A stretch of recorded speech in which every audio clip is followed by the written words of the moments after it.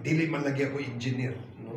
So nangutan ako. Kaya nagtuo ko sa amo tag-allocate na budget, duha na daon ka overpass.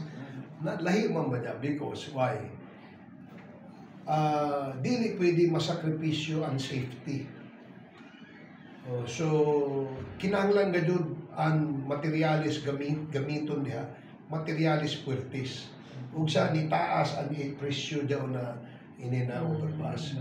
So laong ko okay, kung dili makaya daw for command nagsugod naman ang isa.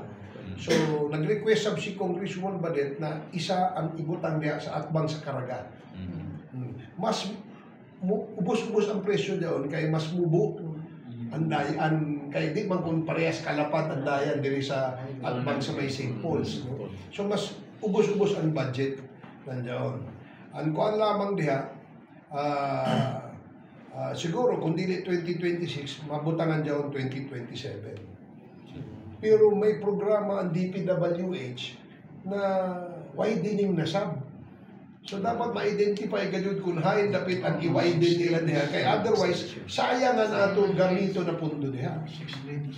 So kay I think 6 lanes ang ilang target. Nagsugod naman ko.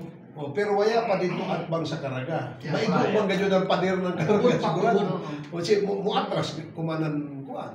So I don't know kung ano yung epekto diyon, but just the same nagpa-program gyapon kita base sa DPWH nga design.